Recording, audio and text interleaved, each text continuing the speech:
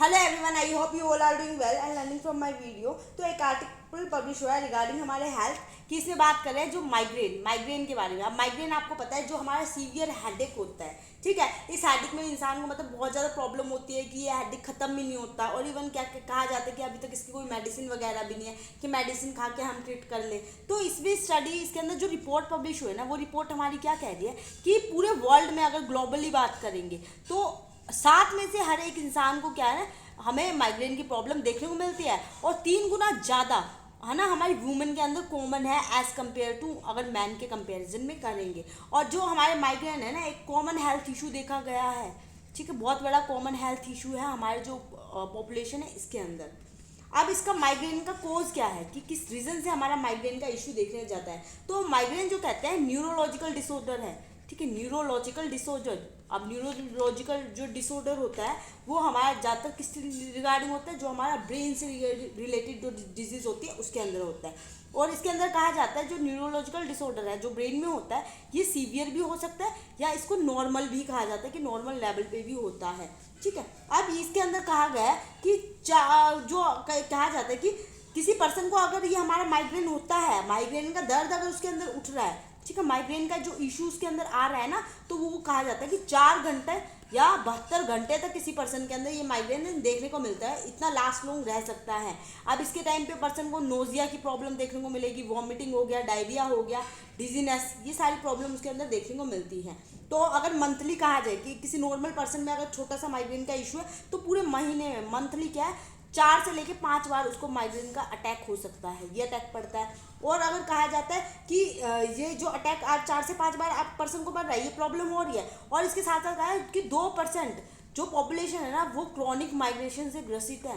Chronic migration कि कहा जा रहा है उनको महीने में पूरे 15 दिन तक माइग्रेन का प्रॉब्लम रहता है। 2% इतनी हमारी इंडिया के अंदर पॉपुलेशन है ऑलरेडी, ठीक है। अब जो माइग्रेन को ट्रिगर कौन कर रहा है, ठीक है, माइग्रेन का जो इशू देख रहे हैं इसके अंदर माइग्रेन को ट्रिगर कौन करता है, ठीक है। माइग्रेन ट्रिगर कैसे हो रहा है, तो जैसे आपको पता है आप लोग क्या ना चीज़ वगैरह खाते हो, तो जिसको माइग्रेन की प्रॉब्लम होती है वो चीज़ से थोड़ा सा बचे, ठीक है। चीज़ हो गया, वाइन हो गया, हमारा चॉकलेट्स हो गई, नट्स हो गए, और इसके साथ साथ जो प्रोसेस्ड मील होती है हमारी, और स्मेल हो गई, ब्राइट लाइट होती है जो ज़्यादा प्रकाश डालती है, स्लीपिंग डिस्टर्बेंस है किसी की, ठीक है, डिस्टर्बेंस, उसको नींद अच्छे से नहीं आ रही, ठीक है, स्लीपिंग ऑर्डर बिल्कुल बिगड़ा हुआ है, ठीक है।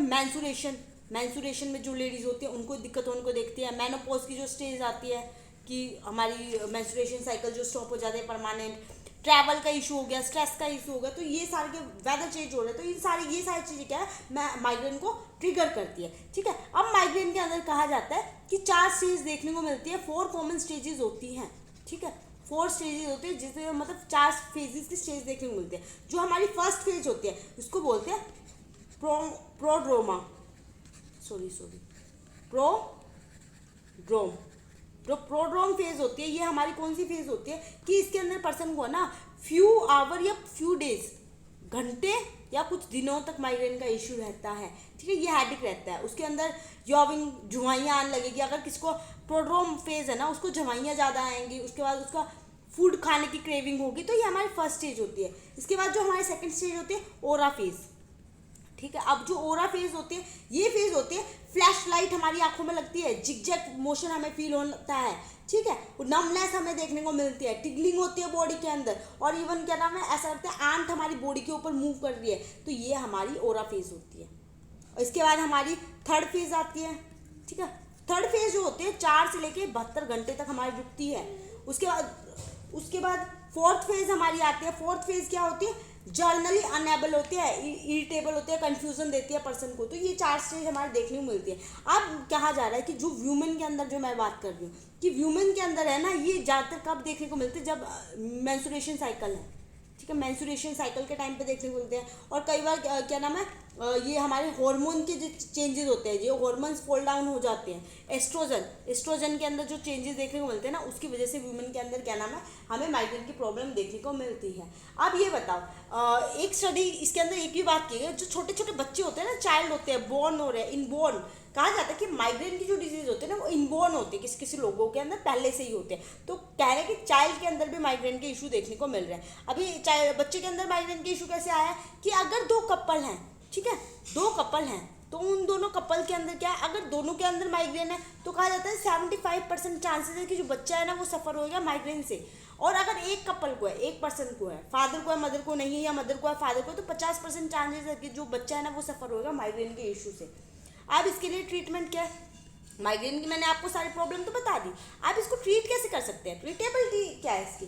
तो हमें इसकी जो ट्रिगर जो अटैक पड़ता है ना वो ट्रिगर अटैक को अवॉइड करना पड़ेगा। अब उसको अवॉइड कैसे किया जाता है कि हमें बर्थ कंट्रोल पिल अगर कोई खा रहा है ना, उसको अवॉइड करना पड़ेगा। जो हम पर्सन चीज़ वगैरह, जो मैंने स्टार्टिंग में बताया, चीज़, वाइन, चॉकलेट, नट, प्रोसेस्ड मील हो गई, स्मेल हो गई, प्रकाश हो गया, स्लिप डिस्टर्बेंस हो गई, मेंस्ट्रुअल मेनोपॉज, ट्रैवल स्ट्रेस, इन सारी चीज़ों को अवॉइड करने की कोशिश करनी पड़ेगी। और उसके साथ साथ जो हमारे योगा को फॉलो करना पड़ेगा, डीप ब्रीथ लेनी पड़ती है, ठीक है, लंबी लंबी ब्रीथ लो, जिससे क्या है हम इसको ट्रीट कर सकते हैं। तो ये रिलैक्सेशन टेक्निक्स को हमें यूज़ करना पड़ेगा, जिससे हम क्या है माइग्रेन को हम ठीक कर सकते हैं। आई होप आपको ये सारी चीज़ें क्लियर हो गई होंगी। And thank you so much for watching my video. अगर आप मेरे चैनल पे नए हैं then please subscribe my channel and like my video too and drop a comment. अगर आपको कोई डाउट है देन आप उसके लिए भी आप कमेंट ड्रॉप कर सकते हो। थैंक यू सो मच, मिलते हैं नेक्स्ट क्लास में।